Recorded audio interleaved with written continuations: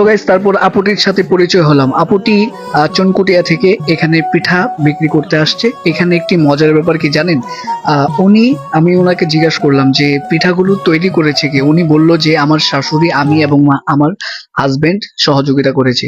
আর তাই আমরা সবাই মিলে পিঠা এখানের উৎসবে আমরা জয়েন্ট হলাম। আর এখানে আলহামদুলিল্লাহ খুব ভালো লাগছে যে এখানে পিঠা বিক্রি করতে পারছি। আপুটিকে বললাম পিঠাগুলোর সাথে আমাদের পরিচয় করিয়ে দিন যে কোন পিঠাটির নাম কি। সো গাইস, আপুটি বললো যে পুলি পিঠা, নাগরা পিঠা, বল পিঠা, খেজুর রসের পিঠা ও মালাই পিঠা। তো গাইস এখন আমি পিঠা খাবো। পিঠা দেখে আমার পেট মচড়াচ্ছে, মনে হচ্ছে আমার পেটের ভেতরে কিছু একটা দৌড়চ্ছে, ইঁদুর টিঁদুর এরকম কিছু একটা। যাই হোক, পিঠার কালার গুলো আসলে অনেক সুন্দর লাগছে আর খেতেও অনেক মজা লাগবে। দেখি।